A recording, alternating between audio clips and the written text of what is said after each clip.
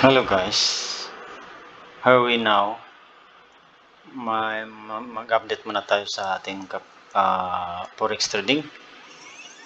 Dito muna tayo sa iba naman, sa Euro GBP.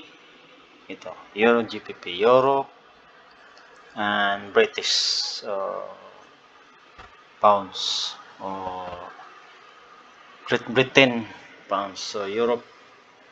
So nakita natin ito na mayroon tayong naka-lapse sa naka horizontal. Tingnan natin yung ito daily time frame yung daily, yung everyday kada araw. So tingnan natin, papalitin natin shrink. So nakita natin dito na mayroon siyang slope dito tsaka slope dito, yung inclination natin. Pero yung inclination natin na breakout na. So yung inclination natin, so ibig sabihin dito pa lang, dito mayroon na siyang breakout. So tumaas tapos bumagsak. So ngayon hintayin natin na ito malamang na nag-iba na yung posisyon niya. Kasi dito sa stochastic natin nasa above 50. Ito namang sa RSI natin, ito naman sa stochastic nasa nag-touch na sa 50. Ito namang sa RSI nabilong na siya sa 50, above 50. So hindi muna natin ito, hintayin natin na once yung bumaba na siya dito, yan, nag-change ng iba. Kung mayroon bang nag-divergence dito, natin, ito siguro. Halimbawa, ito nakalagay natin. So, bakit nag-slope dito? Pero kunti lang. Ilang pips ba yan? So, 567 kung baga. Kung ito, hindi totally talaga naging reversal o naging change na talaga yung niya ng direction. So itong dito nag-breakout lang, tapos dito nasa taas. So ibig sabihin yung paakyat mo dito pa lang, ito banda, ito yung pisa dito sa niya, ito nasa neutral na. So yung entry point natin hanggang dito, makita natin yan sa 4 hours. Kung halimbawa ito 4 hours, 1 hour, kung mag-i-enter ka, halimbawa sa 4 hours naman, ito titingnan natin yung daily, kasi daily ang ginawa natin So iba naman yung pagtingin mo sa 4 hours, malayo na yan. So kung daily time frame ka, tingnan mo to kung anong pitsa dito sa baba ito. So anong pitsa yan? So 11:25, 00 midnight yan sa ating gabi. Ito siya, makita natin dito sa 4 hours 11:25 yan. So kung tingnan natin yung layo na, saan ba yung 11:25? So hanapin natin, kung gusto nyo hanapin, i-shrink natin. Yan, maliit na talaga. Yan, 11:25. Yan, 26. Yan, 25. Yung sa hating gabi, 25 ito. Ito. Yan, umpisa dito, yung natin. Kung halimbawa nakahabol ka, yan, pwede na. Sige, ibusi ka dito. Diyan sa 11:25, yan. So ito ang nasa overbought. Ganyan. So nangyari, naging overbought na siya dito. Ito sa bumagsak. So ganyan, naging sideways, almost sideways siya. Pabalik-balik dito. Pero itong malaki ang sideways to. Ayan. Ngayon, so may overbought ka, may oversold. So ibig sabihin pala, hintay mo yung oversold dito. Pero yung oversold pala hanggang dito lang, hindi na yung bumalik dito. So yung hindi pala ito naka-oversold kasi hindi naka-touch yun sa niya, below 30. Lang siya, below 50 lang. So naging resistant to, support to. Yan, support yan, naging support yan. So dito na bandang ganun, hindi na bumagsak. So kung sumahin natin, Halimbawa, kung lagyan mo niyang kung incline yan, halimbawa dito, pataas yan kung halimbawa ito ka. Kung lagyan mo dito hanggang pataas yan, so incline. Kung dyan hanggang magkano yan, ilang pips yan? 1976, dito 1730. So kung kaya mo yan, okay. Kasi dandahan ka pagka nakasunod ka. Kung tingnan natin yun sa daily time frame, yung kada araw, ito. So nakita natin ito, ang pataas, pero yung confirmation natin dito na mayroon tayong mga inclination dito, tsaka yan. Ginawa natin. Ayan. Ginawa natin ito. Ginawa natin para yan. Habaan natin. Ayan. Natin para makita natin yan. Ginawa natin to para makita yung forma, yung structure na. So, nangyari, ito, baba, taas, baba, taas. So, kung titingnan natin sa pattern natin, wala naman tayong naging flag. Wala naman siya ngayon. Ganun lang siya. Mayroong pattern to na pangalan is, kasi mula sa baba, pabutaas, baba. So, tama pala tong, yung pattern bullish flag. Bullish flag pala to. So, bakit naging bullish flag? Kung titingnan natin muna, kung bullish flag pala interrupter, bullish flag talaga to kasi medyo may symbols talaga siya. Kasi pagka kung bullish flag to, halimbawa lagyan natin. Ayan, ay hindi na. Lagyan natin to kung talagang naging bullish flag po to. Kasi makita natin sa mga pattern, tsaka may tama din. Ito. Ayan, yan.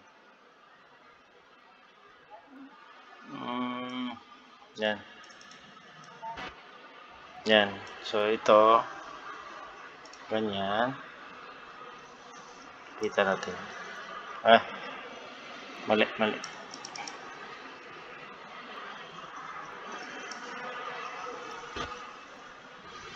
Ayan. Ayan. Yung mga ganyan. So, naka-plug. Ganun. So, yung galing dito, tapos baba. Yung dyan, breakout. Ito na lumabas. So, ngayon, nag-iiba na yung posisyon niya. For example, ngayon, ito na ang naging support niya dito. Resistance, naging support na dito. Itong banda na ito yata dito. Yan, naging support na to. Titingnan natin. Ay mali naman itong ano natin itong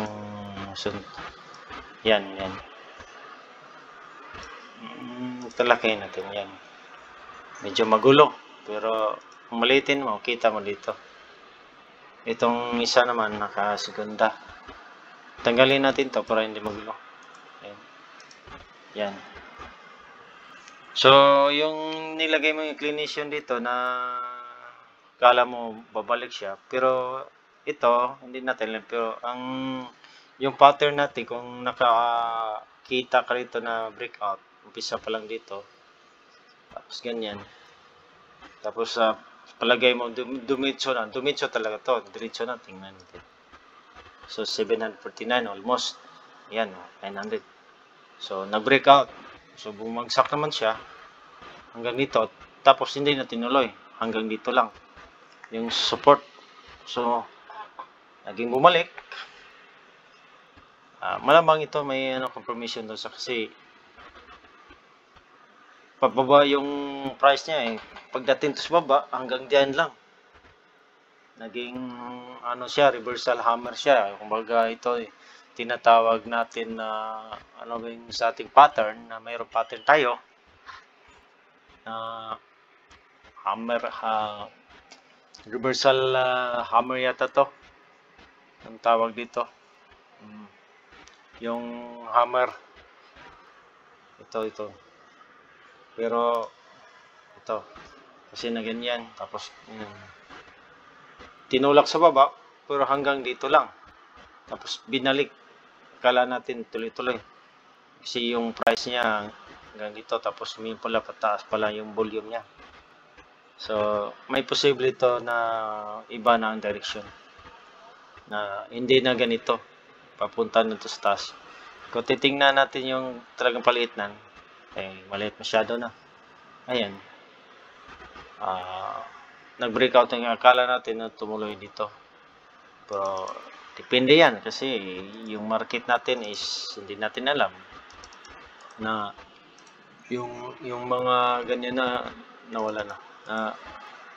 Nawala na yung kasi baka biglang may mga news may impact, so mag-iba talaga. Pero sa prediction mo na target, meron kang profits kasi na-obserbahan mo kung ilang beses yung pattern So meron ka talagang profit. Hindi naman yan sa kasi talagang kung pinakita yung mga pattern na yan ay meron talaga. Meron kang makikita ka ng pera. So, ito, titingnan natin yung sa 1 week. Ano ba ang 1 week? So yung sa 1 week, talagang pabulhog siya. Slope siya. Pero yung sa atin dito sa D1, nag-iba ng posisyon. Malamang dito, baka dito, ito, naging na to kumbaga ito naging resistance siya, for example. So ito bumalik to, baka hanggang dito siya. Yan, iba ng niya, support level, resistance naman niya. Kung titingnan natin yung taas niya, ito ang support niya, ito. So kung aabot siya dito, hanggang dito lang, malamang yan maging retracement yan, maging ganyan. So kung mayroon bang posible na ibang posisyon na, parang wala kasi yung structure na pa ganun pababa ilang kan siya. Anong price to? Ito, tsaka dito baba na to So yung sa 1 week, tingnan natin. Mayroon bang kaibahan? Ito hanggang dito lang pala sa mga limbawa. So, kasi may support dito baka hanggang dito lang. So, kaya nga yung direction is slope. Hintayin natin hanggang dito. Hindi natin i-cut yan. Kasi yung direction na dito pa slope So yung naiwan ko dito, hintayin ko yan. Pag malayo na hanggang dito, ayan, kung nandito na yung price, tungtong na dito, baka kailangan yung iba naman yan. Matagal pa yan bumalik. Yan, sa 1 month mo, ito may talagang may yata dito, support. So, malamang to. Ito, naging na siya. So, hintayin natin yan ng iba. Ayan. So, kung ito na maging ibang posisyon, posible ito na iba naman ang kanya. Pero, babalik yan. Iba naman. Pagdating dito, ganyan, maggawa siya. Tapos, balik naman dito, ganyan. Kasi yung structure natin sa 1 week is pa slope. Continuous. So, yung nakasit up ko dito, kung malamang makatarget ko, tapos balik na niyan. Gumawa na siya ng ibang structure, tapos pabalik. So, dito tayo nga. Hintayin ko lang to. Kasi nakita ko dito sa 1 week at saka 1 daily time frame. Slope. So, pagtyagaan ko lang to. Pag malayo na, ito, makaya ko pa to ilang pips yan hanggang dito. 1.8, so 1,800, almost 1.9 Kaya ko pa yan. Pag medyo malaki na, yan, kakaltas na tayo. So kung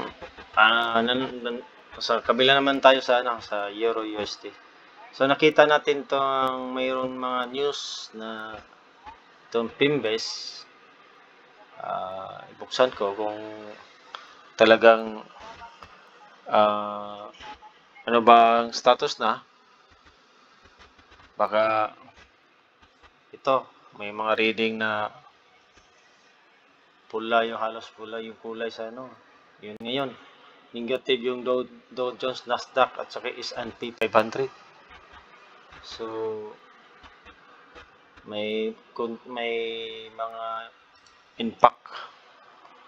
Tingnan natin yung sa forex natin kung makita ba. So itong gold at saka itong USD pulaw. Malakas yung USD. Yung USD dito is malakas yung USD. 0.5%. So, itong pula, itong negative. Talo yung BTC, malakas yung USD. Malakas halos yung USD ngayon So, yung USD is neutral lang.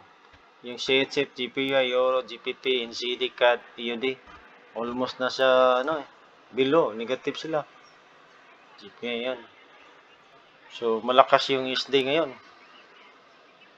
Hindi masyadong na-apekto kasi yung gold naman, malakas yung gold, pero 0.2 lang. Naging green lang siya. Hindi masyado, pero 0.2 lang. USD is medyo malakas yung talaga. So, balik po na tayo. Titingnan natin gold kung may apekto ba sa kalakasan. So, yung gold na yun, halimbawa makita mo dito, is 1.4. Maliit lang yan, pero taas yung pips. So, anong bang nangyari sa 4 hours natin? 4 hours natin, sa stochastic, RSI natin, nasa taas yung yung bill above 50. Pero yung direction yung sa niya, graphs, line graphs niya, pabaw, paliko. So, malamang ito paliko. Ilang pips yan, paliko. So, 176. So, kung halimbawa, nakasunod ka dito, kung halimbawa, sundan mo, pwede, okay lang. Kaso lang, tingnan mo yung structure sa high frame, sa D1. Kasi sa D1, nangyari, hanggang dito lang, sample. Diyan, touch siya dito, tapos taas naman na yan, taas dito lang. Baka pagbalik naman dito, ito, naka-cross. Ito moving average ko, baka malamang to pabalik naman. Kasi itong nakatouch, so kunti lang. Baka dito makapuntos dyan. Ito namang dito sa 4 hours natin, yung stochastic natin, ito nga, tingnan naman na sa dito. Itong sa RSI pala natin is below pala 50. So, nandun na sila, neutral na pala. Nakatouch na pala sa 50. So, yung stochastic natin is naka-neutral din. Gamit natin yung 5. So, ito, nakataas. So, maghintay natin na kung yung bang balik ba o pataas. Pero yung nakita natin dito sa moving average natin, 20 at saka 50, titingnan natin na halos na mag-touch. Pero hindi natin sure na talaga na pag yan. Kasi baka fake pala po, false lang pala. So, hintayin natin. Kung gamit ka naman ng mga 4 hours, saka 1 hour, yan, pwede ka makakita. Maliitan lang. Ano yan? 41, 790. So, kung kaya mo, na malaki yung capital, pwede yung gamitin mo. Yung sa akin lang, hintayin ko na mag-confirm to. Pag mag-touch na yan, malamang may kaibahan dito, baka biglang bagsak. Pero yung support level natin at saka resistance, ganun lang. Pero kung i-ano natin, magkano yan? Ilan yan? 2,146 hanggang dito. So, okay na yan. Malaki-laki din ng kung halimbawa nakasiting ka sa mga lot size, malaki. So, pwede yan. Basta sigurado ka. Pero ito, sigurado itong kasi pabalik-balik lang. Ilang linggo na to? Ilang days na to? Di ba? Almost na. Tingnan nila sa 1 week. Ganun din. Ito, 1 week, 2 weeks, 3 weeks. 3 weeks na tapad. Nandyan lang siya. So, naghihintay talaga siya mag-breakout. Yung XEU, USD, yung gold at saka USD. So, ngayon, itong connection na to, kasi dito pa lang, dito banda, malayo yung moving average. Tingnan niyo. Malayo. Oh, tingnan niyo, malayo yung distance. Pero ito nag-ano na siya, touch na siya. Baka mag-breakout na to. Kasi nakita natin ito, tingnan niyo. Magsak. Nag-iba na yun. Ito, naging sideways spring. Tapos nag-touch dito. So, pataas siya. Bumagsak, balik. So, ngayon, yung direction na is like that. Like this. Ganun. Yung direction yung normally lang ganyan. Pero hindi natin alam kasi graphs lang yan. Pero kung may mga impact news, baka malakas yung USD kasi nakita natin sa pin-based chart natin. Yung gold medyo mahina siya. Positive siya 0.25%. Pero yung USD o CAD 0.51% sa pesos. Pero dito sa sa mga one day relative performance na nakita natin. Lahat sa mga major pair, ang USD lang ang neutral. Pero yung CHF, GPR, Europe, GBP, NCD, Canadian, and Australian is drop. Negative lahat. Almost negative. So, ngayon, baka may makakuha tayo ng idea nito. Hintayin natin na mag-iba yung RSI natin. Baka yung RSI natin is babalik. Maging below 50 na. Ito, hintay pa natin ng neutral. So, ibig sabihin, mag-breakout to. So, kung tingnan natin kung may divergence ba, wala tayong nakita ng divergence. So, yan na lang ang natin sa mga discussion na sa gold, XU gold at saka sa yung isa na pinagano natin sa mga market. So, at least meron tayong mga na-update ngayon. Tapos, ngayon is Lunes hanggang Friday. So, 24 hours. So, meron tayong mga profit na marami-rami. So, nakita natin dito sa natin na meron itong kita niyo ito sa mga news. Ito, news natin. Buksan ko yung Forex Factory Markets na mayroon tayong kaibihan. Ito. Nakita natin na mayroon tayong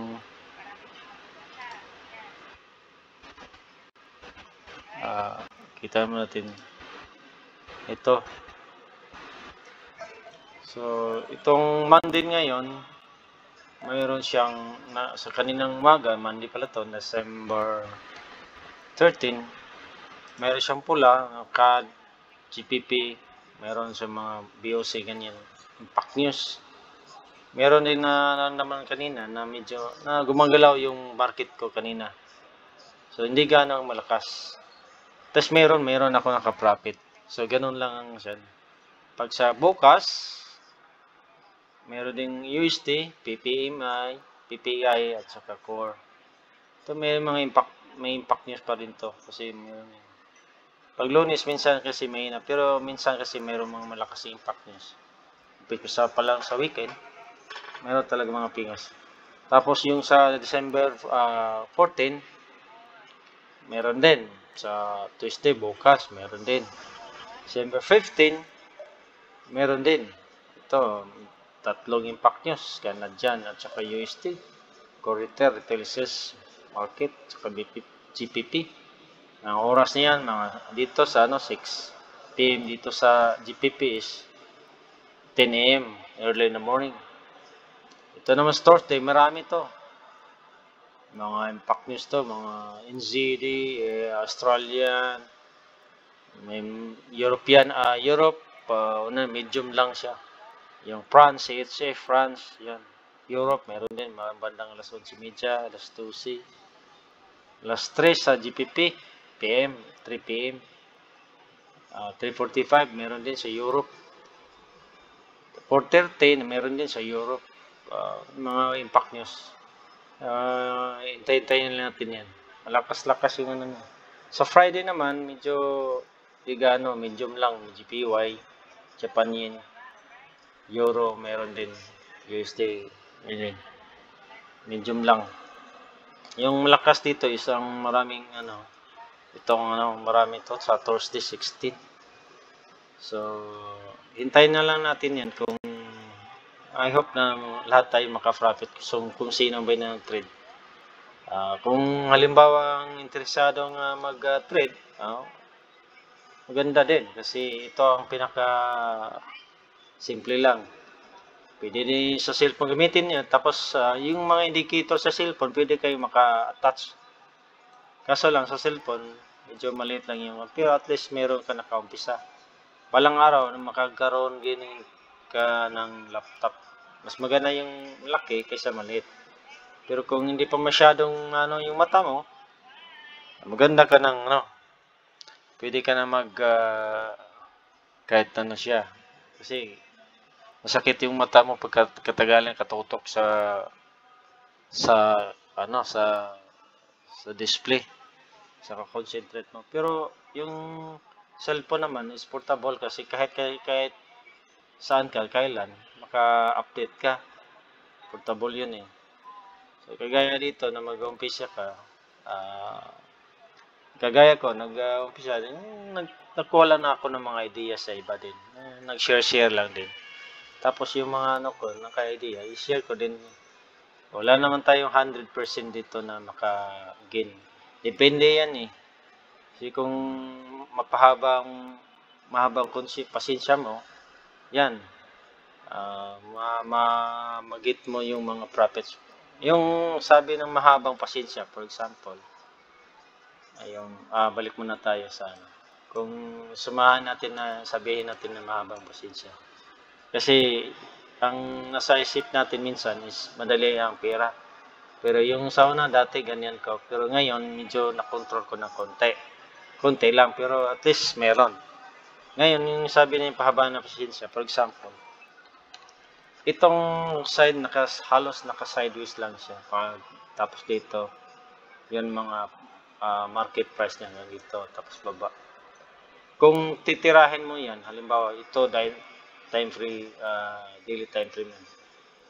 Yung pahabang pasensya, kung itiran mong tira, tapos baba, taas, baba, pero hindi mo alam yung direction, breakout. So, nangyari, marami kang naka-floating. Tapos hindi pala tama, minsan matama, hindi. Tapos mahuli na. Kung halimbawa, hintay ka maglagay ka ng inclination at alam mo itong resistance at saka support level. Tapos tiningnan mo din pips yung area. Tapos tiningnan mo yung structure. Ito, nakagawa to ng semi-cap na nakataob. Yung nakataob na kaob, ang direction is pababa. Ngayon, ito, akala natin yung pataob, paano na, ganito. Pero naka-reverse. Hintayin natin dito, lalagpas sa nilagyan natin ng support.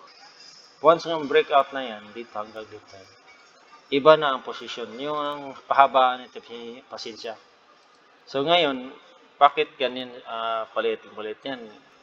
Ilang days yun? Ito, umpisa ito, 12/8, 12/9, December 10, and December 13. Ngayon, yan nga, hintayin mo yung pahabang pasensya. Pero pwede pa rin yan.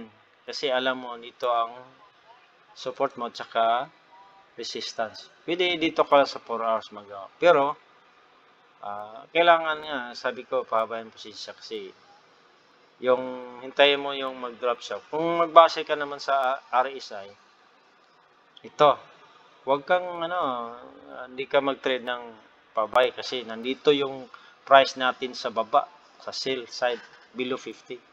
So, nakita din natin sa stochastic, below din sa 50, at saka nakabukaka.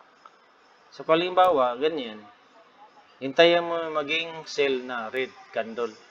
Kasi ito, naka-green siya. Pero may leg siya. Hindi pa yun. Kaya nga sa akin, hindi ko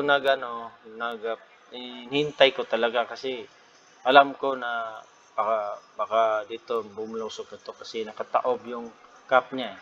So, yun ang kahabang pasensya. Ilang araw yan na hinihintay ko bago yung makarating. Kung malaki yung puhunan mo, hinihintay mo yan hanggang mag-breakout. Kung mag-breakout ito, dito ka. Mag-breakout sa baba, dito ka. Kaya nga, taas ang yung pasensya mo. So, ngayon, kung sa akin lang, hintayin ko yan kung saan siya mag-breakout, sa buy ba o sa sell ba. Dito, sa sell o sa buy ba. Ito, hindi kasama ito kasi kasama to sa indicator ko. Kasi yung position dito sa akin is nandito sa below 50 sell side. So, hindi ko yan, kasi alam ko na bababa yan. Kung naka-umpisa ko dito, yan, inumpisa ko ito. Baka maka-target ko dito na kahit konti. Ilang pips yan? Ilang 9.92 US dollars, 225 pips. Kung malaki ang puhunan mo, ganito. So, kahit konting pitik lang, okay na. Paano na siya, marami nakapitik. Pero kung maliit ang puhunan mo, huwag na alanganin. Hintayin mo lang talaga mag-breakout. Tapos yung momentum talaga na maganda tingnan. So, ganyan lang. Yung sa akin, mataas ng pasensya ko. Kundi-unti na pataas ng pasensya ko. Hindi yung dati na tira dito. Pagbalik siya, tira ko dito. Pagbalik niya, tira ko dito. Niya pala. Kailangan analysis mo din sa pattern at sa cancel news. Kung malakas ba. Kaya gaya ito, yung tinignan ko yung mga dito sa activities niya. Kung ano bang malakas, ano bang mahina. Dito sa pin-based performance niya. So, So, ngayon, ang nakita sa structure is pataob yung decision ko. Yung cup, babaliktad. So, yun, hinintay ko yung dito, pa-breakout. Pero kung hindi siya mag-breakout, pabalik-balik lang, nag-sideways lang. Hintay ko pa rin niya kung saan siya mag-breakout. Doon ako mag-entry. Tapos ito, bakit nilagay ko itong nag-sell ako? Bakit? Kasi alam ko mag-touch siya dito. Kasi yung RSI, saka stochastic, dito nag-cross siya. Pero yung stochastic, tumaas siya sa 50. Pero yung dito, nag-cross. Pula, pa ganun. Blue, pa ganun sa baba. Tapos yung sa RSI ko dito, nasa below sa 50. So ngayon, yun ang decision ko, naglagay ko dito. Alam ko hanggang dito lang siya. So, yun nga, hindi natin alam. Yung expectation mo. At saka, yung analysis mo, huwag magbabago-bago. So, ganun na lang ang mga share my idea ko ngayong gabi. Sa sunod na ulit, kita-kita kids. Bye-bye!